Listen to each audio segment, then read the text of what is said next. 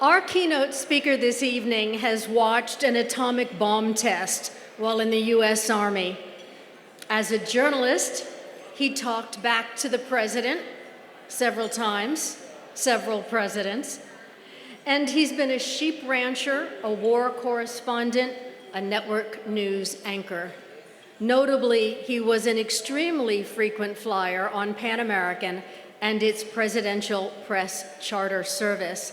Let me tell you, Sam Donaldson is one of very few people who can match you story for story.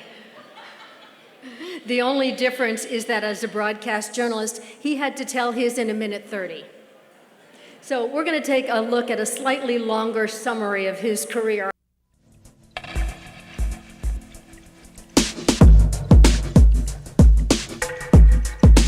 I'm tanned, I'm ready, I'm rested. We're fortunate to be able to talk this morning. I don't hear anything. I have no IFB. We need to be portable. He's not going to come up to the microphone. I've always been aggressive. Secretary Rubin. But I don't think that's the same thing as arrogance, and I never asked a question that I meant to be rude in my life. Governor, you're appealing for votes outside of the South. What Yes, makes sir. you think that the American people are ready to elect a segregationist president? Richard Nixon has added some chapters for 1968. How to control the convention floor and win the nomination. Rocket Ridge, where the Battle of Firebase 5 is being fought. How deadly it is.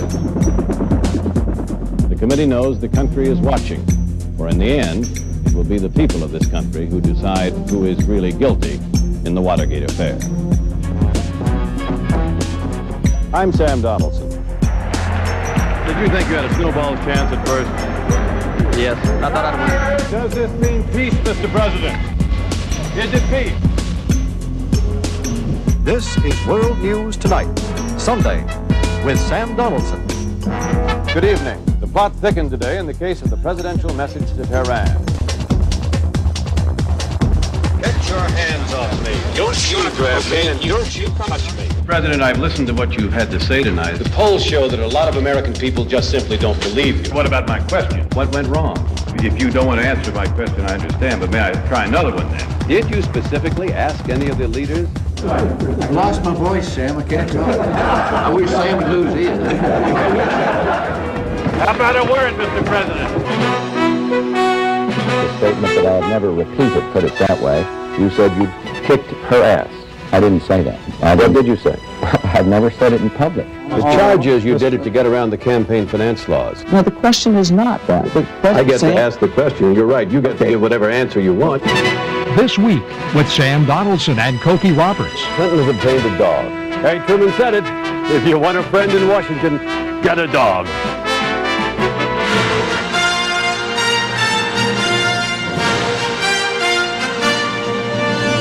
Diane, going live without a script, you know, is exciting, but it's also a little scary. I commanded all the Army forces. How did the Iraqi army take... Norman. Millie, stop pretty that. ugly right now. You get not one dime? I don't get a dime. Tyson don't get a dime. You have anything to hide, Dr. Gallo? I said, Mr. Donaldson, you're a creep. Paula Jones filed a lawsuit against President Bill Clinton. He needs to tell the truth. Eric Pripka, once a captain in the dreaded Nazi SS. You were just following orders? Yes, of course. The guy jumps out and says, "Please, Randy." No, me? No. Does it bother you when people see you tear up? Be sure to join us again next Wednesday evening for another edition of Primetime Live. This is where I was treated. I have melanoma. From the very outset, I knew I was going to tell people. I knew I couldn't hide it. I didn't want to hide it. And I thought that within 2 or 3 months, I would be dead. I think the chances that it won't come back are a little better than 50-50. Goodbye. Okay. I'm going to go to the White House. Nice to have you back on the beat again, Sam Donaldson. Mr. President, Iraq says... What I was surprised about was that he didn't even bat an eye. Thank you. With all due respect, a significant portion of the American public still doesn't believe you, apparently, in the Monica Lewinsky matter. It was just straight ahead as if we in the press corps weren't there. Well, we are. Senator Lott says that you won't get tobacco legislation because it's your fault.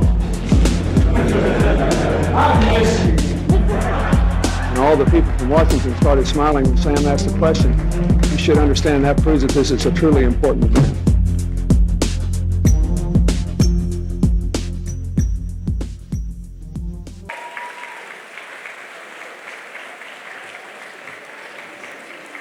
If it starts, it starts. You are free of the network criteria that you say everything in 90 seconds. You got more than that tonight. Please do it. Thank you, Everybody, my a dear. hand Thank for you. Sam Donaldson. Thank you. Thank you. I accept your nomination. Thank you, Christine. You know, what I was saying when I came out of there was a little promo. I'm tanned, I'm ready, I'm rested in the White House press room, but apparently not. I am delighted to be here. My wife, Tandy, is here with me, and we are honored to be asked to come to this presentation of just a small family group. But after all, it is a family. Every one of us is a Pan Am member of that family. You say, well, you say, Sam, you never worked for Pan Am. I didn't. Well, I flew on Pan Am, and I think those times were such that even if you didn't know it, you were on the world's best airline. And it's still, well, I think, the world's best airline. It's just not flying today. But what are the ones that can compete with it, with the service? That's what we knew. Now, my first flight on Pan Am, the company I joined was ABC News in the 60s, was to send me out of the country to Delhi, India.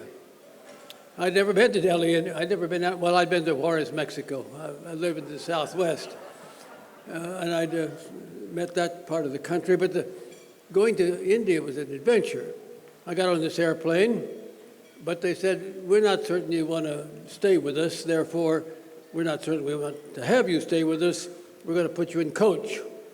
And I first said, I just met Ed Tripp, and I said, I thank your dad. He invented a coach system so that even people like me who were put down in the lowest class had meals that were hot, served to us. The first class I came to learn later, as I wormed my way up the ABC News ladder, was that in the first class it was cooked right there at your plate. You had everything, the Chateaubriand and what have you. I think we took it for granted. Maybe the rest of the world didn't have that fare, but Pan Am had that fare. Pan Am was first class all the way. And when I came to learn later that every morning in part of your history, an airplane would take off, Pan Am, from the East Coast and fly east, number one. And an aircraft would take off from the West Coast and fly west and circle the globe. And that may have been a promotional idea, but what a terrific promotion it was. Who else could do that? Nobody. It's what Pan Am led the way in doing, servicing the customer and doing it in first-class style no matter where you sat. So I honor being part of the family, and I miss Pan Am, and I think all of you missed it also. And toward the end, there were hard times. Often in life, I'm not there yet, I'm only 90, hard times come. Just by happenstance, I took, as a reporter who had been on assignment in Spain, the last flight from Madrid. The captain said, this is our last flight. We're discontinuing the route after this. And so we're serving champagne to everyone. Well, that's typical. I mean, I didn't think twice of it. Of course, why not? You're saying goodbye, and we get the champagne. And then, of course, there was Lockerbie. I was a reporter with so many other reporters that went to Lockerbie to see what we could find and to try to continue the search to what happened. And I remember the terrible look of the cockpit in a field still sitting there and in this village itself. And I bring it up not to remind people of the tragedy, but it was a tragedy, and it was a crime, and it was one of the unfortunate things that happened toward the era of the Pan Am company's business. I wish Pan Am were alive today. But here you are, and you're alive, and so am I. And I'll go on with talking about, some people often ask me, how did you get in the news business? And the young people expect me to say, well, here's the course of action you take, here's what you study, you work hard and you get a 4.0 and then you go, no, not my generation. We knew we'd always get a job. I went to a small college in El Paso, Texas. No one ever heard of at that time. I made a gentleman's C, maybe a B minus, I know, but who knows. And I drank a lot of beer and pursued the company of companions from time to time. And that was it. But I was an ROTC graduate, and so I went in the Army and spent 2.5 years on active duty in the mid-50s in the U.S. Army. I'd been in the reserve, but I was on active duty. But it was a great time. And you mentioned the fact that I am not only an observer, but I was a guy who succeeded in living through an atomic blast. Now, unlike the poor people in Japan, I was in a 6-foot trench deep down in the ground when it went off. The range officer said, put your hands over your eyes, shut your eyes. He didn't add and pray, but at the moment of detonation, I saw a brilliant flash. I'd obeyed him. I don't always obey people, but I had that time. And the earth, which transmits through the ground energy quicker than the air. Did the earth tremble for you, dear? Wow! And then the boom was loud, and then finally came the reverse. Nature abhors the vacuum, and therefore the air rushed back in. And after a few minutes, we all went out, and I saw the mushroom cloud with the incandescence just ending on the edges as it rose. It was quite an impression, but it was a lot of fun, too. Well, being in the 6-foot trench, believe me, was a lot more fun than being on top of the ground. I was a believer then of atomic energy, and people said, why did they send you? People like you. Because we thought in the mid-50s we might get into a Soviet Union, a United States thermonuclear exchange. Toward the end of the 50s, people built bomb shelters. And I was safe because we had a president too dumb to get us into a war. He did. No, I mean, they said, come save the French at Dien Bien Phu, and they're trying to get their people back who they own in Vietnam. And Dwight Eisenhower said, no, I don't think so. Because it was my experience then and since that men and women who have actually seen war know that people die in the war. And many times they're your people. And so if you send the boys and girls to fight, it better be for the national security interests of the United States or to preserve our alliances, and not for any other interests as noble as they might be. So I survived, and after that war experience of mine, which was negligible, seeing it in a deep trench, I went down to Dallas, and I bummed around, played bridge. I loved the bridge card game. I thought at one time I'd try to win enough master points so that I could win master points for the little old ladies of 40 or 50. I'm sorry, dear. I don't mean that. This young kids of 40 and 50. But I was running out of money. And here is how I actually got into the news business. I was looking for a job, but not in the news business, not in even the broadcast business, which I'd studied in college and gone to little radio stations in El Paso and been a disc jockey and read and ripped the news from the wires of the Associated Press. But I needed some money. So I was looking in the newspaper and I found an ad, which I don't remember the exact words, but it was basically an ad, wanted a ghostwriter to help write a book at the H.L. Hunt Oil Company. Well, I was a writer, and I'd written before, and so I applied. And I met a lot of people. Finally met a guy named Bunker Hunt. Oh, fine. And one day, a woman named Reynolds, I've forgotten her first name, called me, and she said, I'm Mr. Hunt's assistant. I said, Bunker? He said, no, H.L. And he would like to meet you, because I must tell you, you are the leading candidate for this job. You've impressed people. Well, I said, could you come down and meet him on Friday? Well, I said, I'll look at my busy schedule. I said, yes, I can. So I went down to the Mercantile National Bank building in Dallas, and 3rd floor, and about 11 o'clock, was ushered into Mr. Hunt's office and met him. Now, he was a very elderly gentleman. He was about 70. He was wearing a Robert Hall suit, And Robert Hall was a cheap clothier's company. $19.95 was the most you could pay, apparently, for any suit. And he had on his desk a brown bag. I didn't smell anything, but it was his lunch. And at that moment, H.L. Hunt was the richest person in the world. He only had $3.5 billion. That would hardly get you on the list today at the bottom. But in 1959, $3.5 billion was a lot of money. So he asked me a few questions, and he looked at me and said, "How cheap will you work?" Well, I never heard of that. What salary would you like? Or, But I thought quickly, and I thought it was brilliant. I said, "Mr. Hunt, I'm not married. I'm out of the Army. I've had a few little savings. I'll work for whatever you think the job is worth to begin with." Well, to begin with did not save me. On Monday, Mrs. Reynolds called me, or Miss Reynolds. I never found out which it was. It wasn't my type,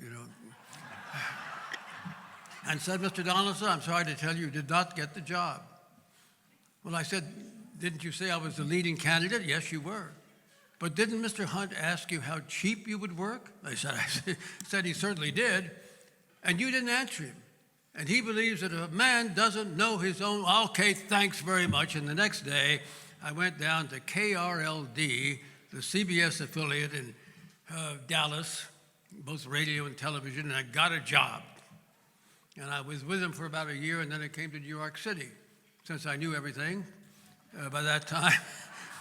And I went around hawking my wares, and the guy at NBC said, "Well, they put us on the news staff. We expect print experience, and you've had no print experience. And by the way, we expect 3 years of experience, and you really haven't had much experience. Thanks for coming in." I said, "Thank you." But years later, I met that man. So I got a job in Washington. But by not answering the question correctly, it put me on the line. And I couldn't say this to journalism students. When somebody asks you, "How cheap will you work?" say, $1,000 a year, or say whatever you want to say, and you'll be hired. Anyway, I loved the business. And it was not just flying Pan Am. It was being able to do things, see things, meet people that impressed me and that I reported on. And in those days, we reported in different ways. We said, well, here's the facts as we can discover them. We hope we're right. We've tried to check it out. It's airtime, though, so we'll take the chance that we are, and then tomorrow we'll correct it if we have to. But you then do what you want with the facts. These seem to be the facts of the argument over taxation. Well, you decide whether the people who want higher taxation are right or the people who want lower taxation are right, but it's not our business to do that. Today, of course, as you know, that's changed. So when I reminisce about the business, I reminisce about those days.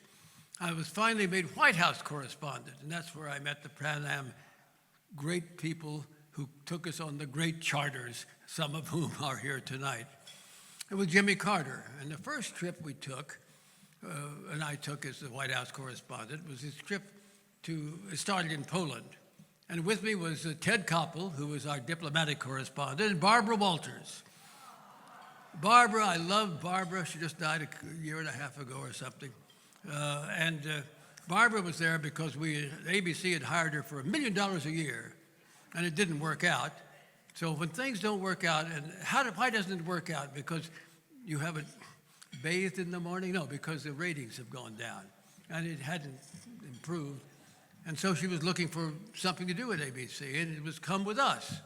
And we went to Poland, and the first stop, President Carter came out, and he gave his little speech. He was happy to be in Poland. The American people were very admiring of Polish people. And all of a sudden, our American translator was translating from the State Department. The Polish press pen started laughing. What's this? We discovered that our translator had translated his speech so it made it sound like he would have carnal knowledge of the Polish people.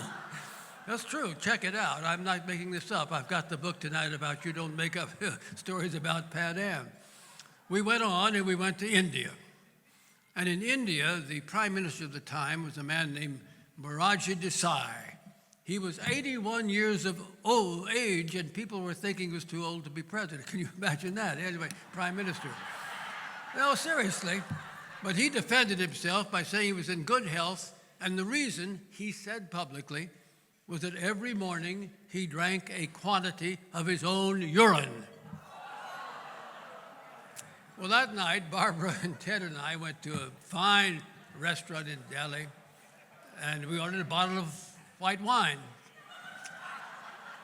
This too is a true story. When I make this up, someone, and I can't remember which one of it was, started by saying, well, it's not a great urine, but it's a satisfactory urine. And somebody picked it up and said, for a urine, it travels well. And somebody else said, yes, the aroma leaves something to be desired, but it's satisfactory. And all this time suddenly, because well, particularly in my case, people say I have a loud voice. Well, hey, it makes deal when you're with Ronald Reagan. He can't hear anybody else. Yes, Sam. Oh, it's Sam. And he would call people out like Chris Wallace, who was also there at the White House, and say, Sam, because he thought it was Chris, but my mouth was moving. In any event, here are all the Indian residents who are British. They were British trained, and they'd gone to schools, Oxford. These were the kind of people at the restaurant. They spoke better English than we did. They were clearly beginning to be offended by the fact that we were making fun of their prime minister. So we stopped and left quickly. But before we left India, they took President Carter to a pit in a little village right outside of Delhi where they had thrown cow manure every evening and methane gas was siphoned off and it lighted the village lamplights. This is energy crisis number 18, you see. And we were standing on the lip of this pit. And this, too, you could check if you are foolish enough to waste your time that way. And I said to him, President, Mr. President, if I fell in, you'd pull me out, wouldn't you? And Jimmy Carter, who was not noted for a sense of humor, thought for a moment and said, certainly, after a suitable interval. He loved to laugh at jokes if it was on you. Well, I laughed too, because I'm obsequious enough to want to have my next question of a more proper type answered. I like Jimmy Carter. I thought he did a quite good job in so many areas, particularly in making the first peace. He was the handmaiden that took Anwar Sadat and Menachem Begin at Camp David and put them together and insisted they come up with a formula for peace, and when it wasn't working, flew to the Mideast and personally, once again, got them in line, and the treaty was the first one between an Arab nation and Israel and kept the peace for a long time. So, I mean, well, go Israel, right, but also go Egypt, because in that area, obviously, everyone needs to get together. It takes more than two to tango. But every time it appears to be happening, something happens, and in this case, and I'm not going to get into politics tonight, Hamas saw the opportunity to create a division and was successful in doing so. But Carter left the White House. I have no quarrel with the voters of 1980. Given the times, given the inflation which was being wrung out by our Fed chairman, Paul Volcker, by interest rates went up to 20%. I got a special deal. I bought a car for 14% interest on it. And he eventually did it, but he did it in the first part of Ronald Reagan's administration. I liked Reagan too. I got to know him. I wasn't sure of him at first. I thought here, maybe the cowboy, maybe the actor, maybe the guy who's going to help us get into a thermonuclear exchange with the Soviet Union. But the first time I really began to appreciate him was one night before he was inaugurated. He was staying at Blair House across the street, and he was going to a reception, some hotel downtown in Washington, and we were lined beside the walk. He came out jovially, and someone said to him, what are you going to do tomorrow, Governor? Oh, he said, they haven't told me yet. And I said to him with sort of a sharp tone in my voice, I guess, well, Governor, you ought to make them tell you what's going on. And I was told later, one of his aides, he was getting in the car, he would try to get out and confront me, but he didn't. But we all went to the reception, the press pen was over here, and he came over and he singled me out. He said, Sam, I'm going to tell you something. I tell them, they don't tell me. And I realized that he realized that playing the nice guy, the old friendly fellow, was not what people wanted from a president of the United States. And he better demonstrate that he wasn't just the folksy kind. I'm not talking about Governor Waltz now. We're not going to get into politics here. Not tonight. Not at this lovely... So the next thing that happened was we had a news conference, his first one of his presidency. And when he called on me, I said, is it embarrassing? Next, they'll take away my name tag, throw me out. Anyway, he called me and I said, well, Mr. President, do you believe the Soviet Union is interested in détente, a peaceful exchange and all of that, or by other means, world domination? And he said, well, if you listen to every one of their conferences, they're talking about the world domination. And then he went, that's bad enough. Then he went on and said, and they lie, they cheat, they steal, they violate every human decency in order to achieve. I mean, he is now fired up. And the people in the Kremlin are listening saying, well, get ready. Look at this guy. He's pretty dangerous. And for several years, they believed that maybe he would start the war. And so they thought maybe they should start the war. And we were in next to the Cuban Missile Crisis, which I also covered in Washington, not in Cuba. It was a dangerous time. But shortly thereafter, the one thing that signals who this guy was he got shot. I was standing 5 feet away from John Hinckley. 6 shots quick. I knew I wasn't the target. When you had a president there, our history is, beginning with Abraham Lincoln, why would you choose a reporter? You're going to take him out or try to take him out or what have you. He narrowly escaped death because of the quick thinking of his Secret Service lead agent who diverted the car from the White House to the hospital. And then he said, of course, honey, I forgot to duck. And then he said to the surgeons who were about to finally successfully remove a bullet from just a ½ inch from his heart, I hope you're all Republicans today. And when he left the hospital, this was my favorite of all the lines. After about 2 weeks, he should have spent more time there, but this aide said, you got to show that you're back in the saddle and all of this. He came out and someone said, Mr. President, when you get back to the White House, what are you going to do? And he said, sit down.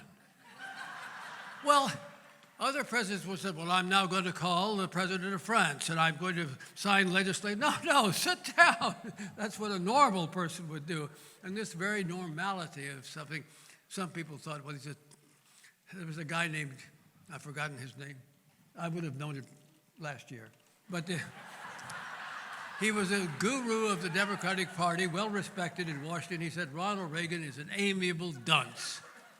Well, I came to believe that half of that was right. He's amiable, but he was no dunce.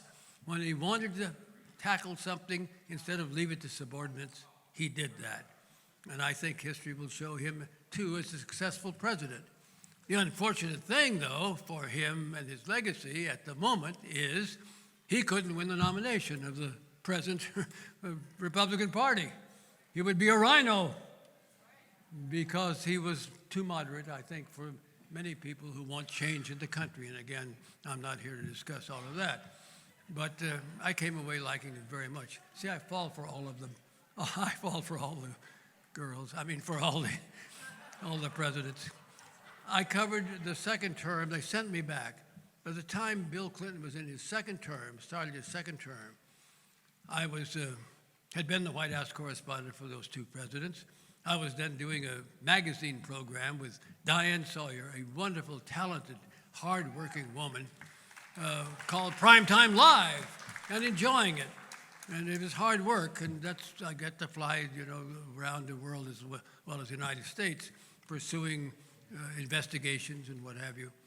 And I was also doing the David Brinkley program on Sunday with George Will and the lovely Cokie Roberts.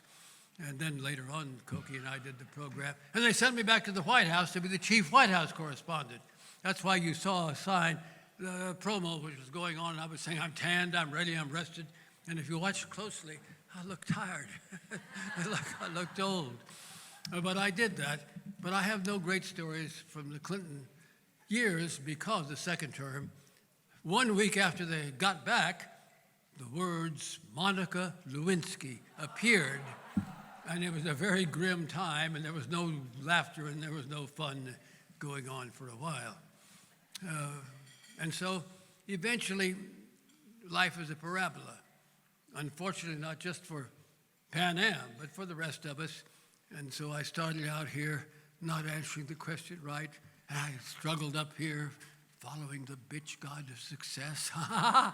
And then slowly, as age began to take hold, I went down here. I was still at ABC News. And so one day they called me and they said, we'd like you to come back to the White House. But it wasn't ABC. Other people were doing that.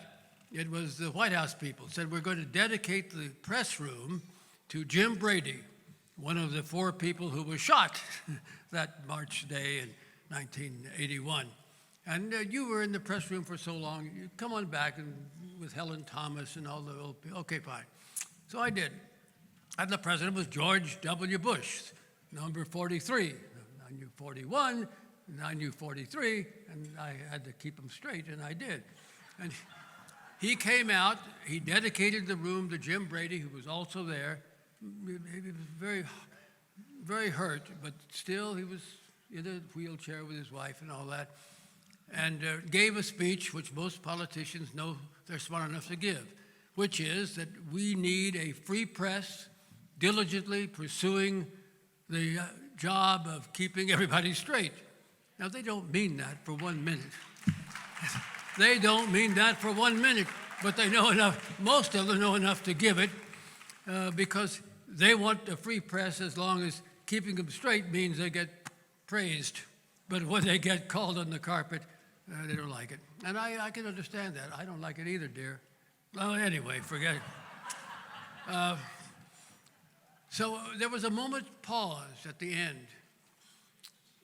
No one said anything. And when I was covering presidents directly, anytime they were in public and it was appropriate enough, I don't mean a funeral, but to ask a question, I always tried to ask a question of the news of the day, nothing profound, but what's going on today. And so I sang out a question. It was the news of the day, believe it or not. Again, you can check that. I said, Mr. President, Mel Gibson says the Jews are the ones who start all the wars. Do you agree? Well, he checked the record. Now, that was a softball. That was me, I guess, falling dead in front of George W. Bush, giving him the opportunity to say, well, of course I don't agree. In the United States, correcting the record and all that. Instead, I guess he hadn't been briefed because he said, is that Sam Donaldson, you back there? Is that? I said, yes, sir, it is me. Then he said brightly, well, you're a has-been. I don't have to answer has-beens like you. To which I replied, it's better, sir, to be a has-been than a never was. At which point, I was ushered out. That was the last time I've been in the White House as a reporter. And I just want to end tonight to you. Oh, I ramble, and my wife always corrects me, and she's right to do so when I said I'm going to end. In 1988, I'm at the Democratic Convention in Atlanta, and a young governor from Arkansas is chosen to put in the name of Michael Dukakis, an older governor from Massachusetts, for the nomination for president for the Democratic Party. And the young governor from Arkansas gets up and he talks, and he talks, and he talks, and time goes by, and an hour goes by, and he talks, and he talks. Finally, this man says, and in conclusion, and the whole convention roared up with laughter and applause. So when I say finally, I'm going to say, that's what I say about being a has-been or never was. All of us in this room, in one sense or another, not all, but most of us are here because we're has-beens in the sense that our prime years of activity and work for Pan Am, for ABC News or what have you, are behind us. But I'll say this to you, not only does the legacy of Pan Am go on, but you have never been a never was. Some people in this world have, but not you. I thank you, and goodbye.